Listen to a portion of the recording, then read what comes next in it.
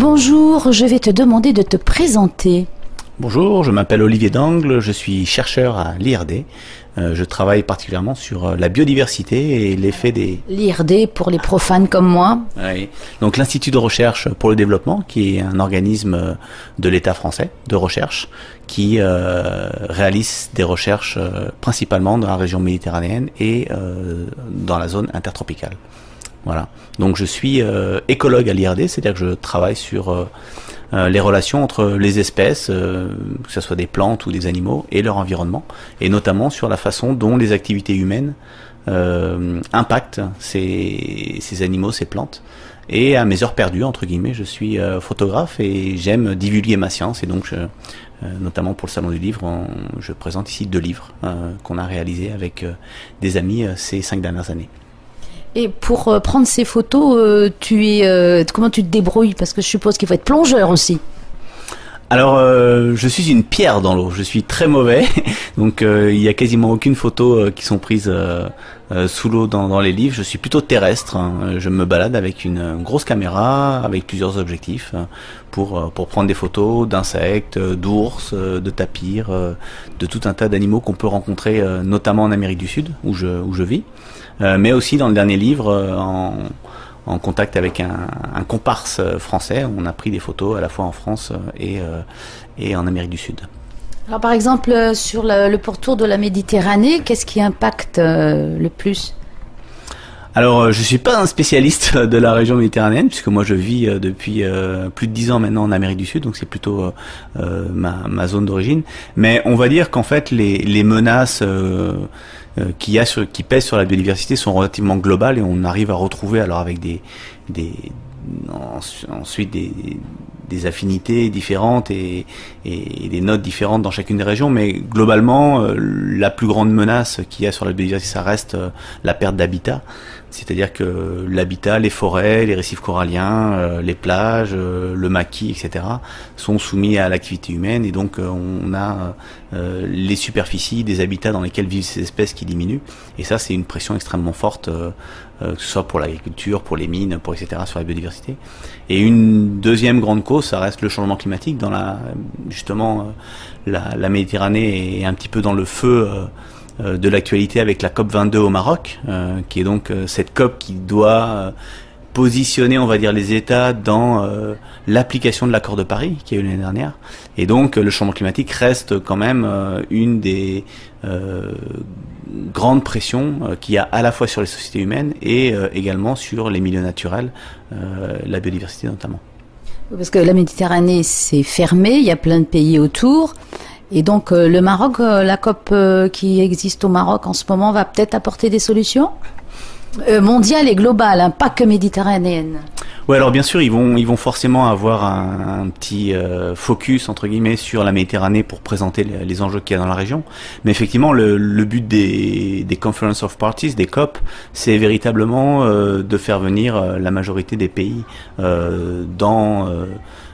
sur un site donné, et de réfléchir dans le cas de la COP au Maroc, à l'applicabilité de l'accord de Paris.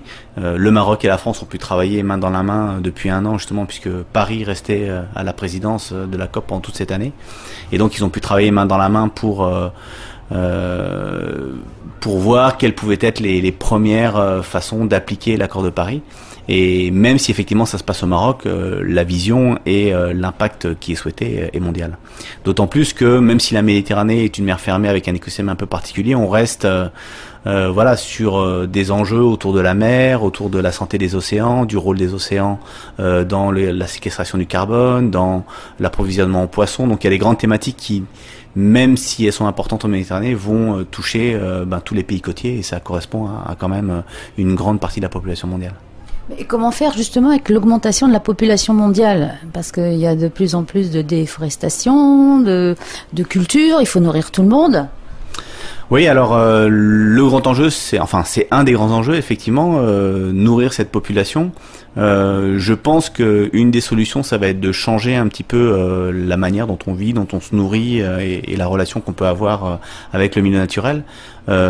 Comprendre qu'on est vraiment partie de cette diversité, cette biodiversité, comprendre qu'on va avoir besoin de la prendre en compte pour pouvoir acquérir toutes les ressources dont on a besoin au niveau de la population, donc faire des choix autres peut-être pour se nourrir, notamment peut-être consommer moins de viande parce qu'on sait, par exemple dans toute l'Amazonie brésilienne, ce que ça coûte en termes de terre d'élever du bétail.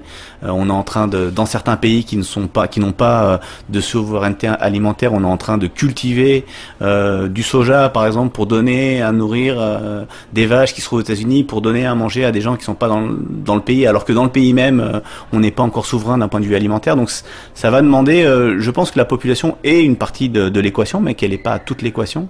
Dans le livre, justement, dans un des derniers livres, je présente l'équation IPAT. Alors c'est I égale PAT.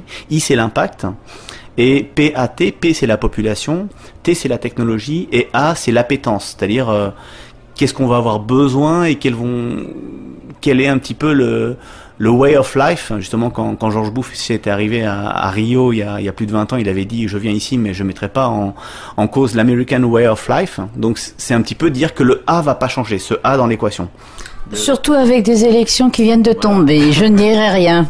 Voilà, exactement, ça peut être encore plus compliqué. Mais donc ce A est important, donc le P est important parce qu'effectivement plus il y a de population et en principe plus il y a d'impact. Le T, la technologie est important aussi, c'est-à-dire que dans une certaine mesure, on peut réduire l'impact qu'on peut avoir sur notre environnement en ayant des technologies qui sont plus, le solaire à la place du pétrole, ou avoir des technologies qui sont plus amiables avec l'environnement. Et ensuite, ce A, c'est pour moi un des éléments clés de cette équation qui prédit l'impact sur la biodiversité et l'environnement, c'est-à-dire quelle va être notre appétence à pouvoir continuer à fonctionner comme on veut le faire, à avoir notre style de vie, à manger de la viande tous les jours, à aller consommer des produits qui ont une empreinte écologique ou une empreinte d'eau virtuelle qui est très importante. Donc voilà, je pense que dans les choix qu'on peut y avoir, au moins dans les sociétés de l'Ouest, on va dire, enfin occidentales, on peut encore une fois essayer de faire un peu plus attention à ce qu'on fait, à la façon dont on va consommer, pour pouvoir diminuer cet impact en dépit du fait que la population va continuer à augmenter. Mais est-ce que c'est seulement la population qui peut avoir une autre façon de vivre, dans la mesure où ce sont quand même les multinationales qui font des profits, qui imposent et qui dirigent les choix des populations? Oui, alors il y a toujours ce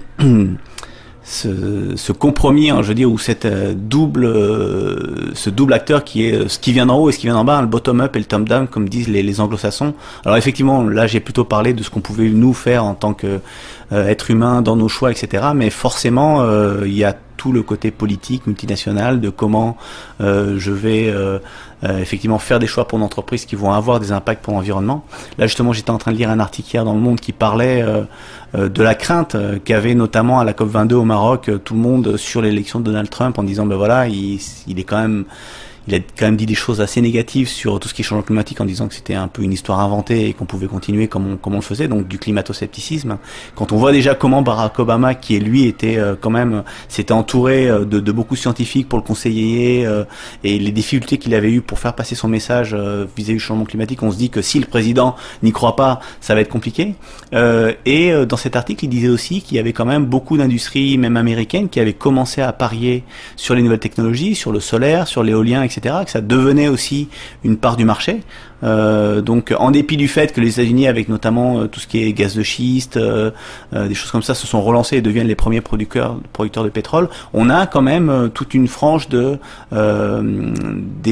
multinationales qui commencent à diversifier un peu leur portfolio et qui commencent à faire du business finalement. Oui, parce qu'elles ont vu que ça pouvait rapporter de l'argent aussi, sinon voilà. Non, on est d'accord, effectivement, on passe par l'argent tout le temps, mais ce que je veux dire, c'est que voilà, il commence à y avoir un marché, il commence à y avoir une niche, et donc ce que disait l'article, c'est qu'effectivement, ça serait pas aussi facile non plus au président des États-Unis de revenir un petit peu sur tous ces accords, dans le sens où il commence à y avoir quand même petit à petit une mutation qui est en train de se faire au niveau de la société en général, pas seulement au niveau des comportements ou des gens qui sont de plus en plus, je dirais, avec cette problématique environnementale, mais aussi au niveau des sociétés, des entreprises, qui commencent petit à petit à faire cette transition énergétique, notamment, dont on a besoin pour vivre mieux sur cette planète dans les années à venir. Eh bien, Olivier, merci, parce que ça donne de l'espoir. D'accord, ben merci à toi pour cette interview et encore une fois félicitations pour tout ce qui se passe ici dans l'île. Je suis complètement ébahi et impressionné par tout ce qu'il peut y avoir et par la rencontre avec les gens. Merci encore.